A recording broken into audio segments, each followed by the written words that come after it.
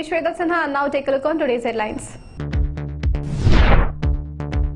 There are no your terrorist or my terrorist. Must fight it together. India remembers 9/11. 9/11 attackers failed to divide our nations. UK PM Johnson.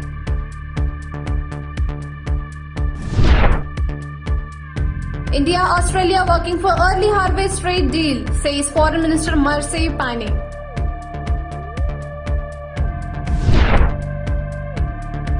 Talk fruitful on defence pact, Rajnath Singh after talking with the Australian counterpart.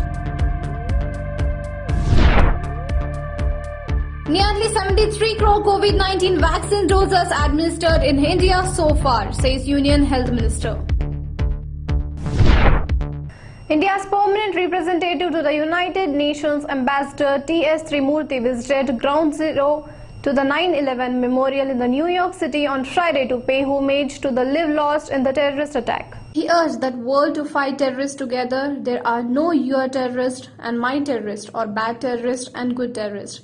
Must fight it together, he tweeted. Trimurti told news agency PTI that Ground Zero should strengthen the world's resolve to fight terrorism and reject any attempt of justify it. It should remind us of our collective resolve to fight terrorism and refute all attempts to justify it, he said. The ambassador said visiting the memorial with other members of UN Security Council was a moving experience. It was indeed a moving experience to be present at Ground Zero in New York on 20th anniversary of 9/11 terror attack.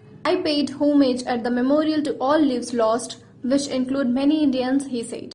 British Prime Minister Boris Johnson said Friday perpetrators of the September 11, 2001 attack failed to destroy Western values in a video message for the 20th anniversary of 9/11.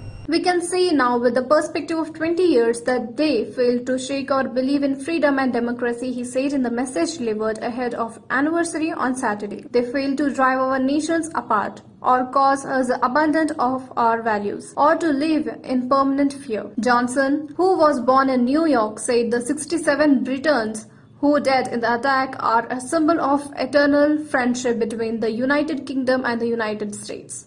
Also ahead of 9/11 anniversary, MI5 chief warns of new terror threats. He insisted the Britain's resolve to uphold the values of freedom and democracy was not shaken by last month's withdrawal of NATO forces from Afghanistan, which saw the Taliban regain power. The previous Taliban regime sheltered Osama bin Laden and his Al-Qaeda movement, which carried out 9/11 attacks.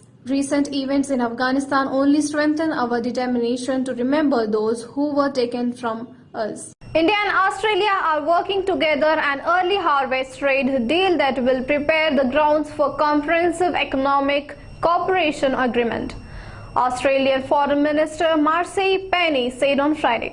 Australia's Trade Minister Dan Tehan and India's Commerce Minister Piyush Goyal have instructed officials to work out an ambitious time frame for striking a trade deal. Pane said while delivering an address at an event organized by the Observer Researcher founder, "We are working toward an interim agreement as earlier outcome with a comprehensive economic cooperation agreement to follow," she said, adding that this would be a welcome development for Indian and Australian business seeking to diversity and grow markets. It's also a vital vote for confidence in a rule-based international order for which India and Australia are longer-term champions, she said. Participating in a question and answer session after her speech, Pane said two sides were engaged in regular discussion on how to make progress towards a trade agreement. The earlier harvest trade deal is expected to be concluded towards the end of this year, she said.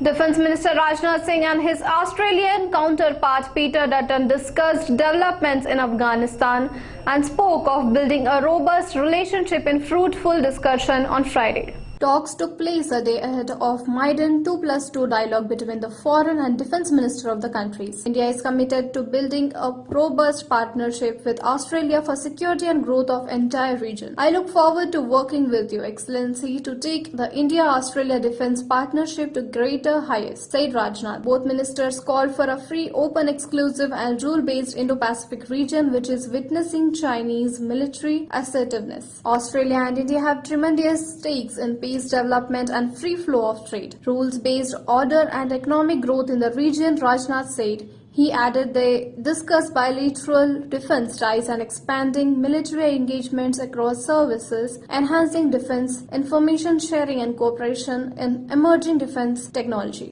Nearly 73 crore vaccine doses have been administered in the country so far, the Union Health Minister said on Friday. According to the provisional report, more than 56 lakh vaccines doses have been administered till 7 p.m. on Friday. The daily vaccination tally is expected to increase with the completion of the final reports for day-by-day late in the night, the ministry said. The vaccination exercise as tool to protect the most vulnerable population groups in the country for COVID-19 continues to be regularly reviewed and monitored at the highest level, the health ministry said. That's it for today from me and my team. For more updates, keep watching Crazy News.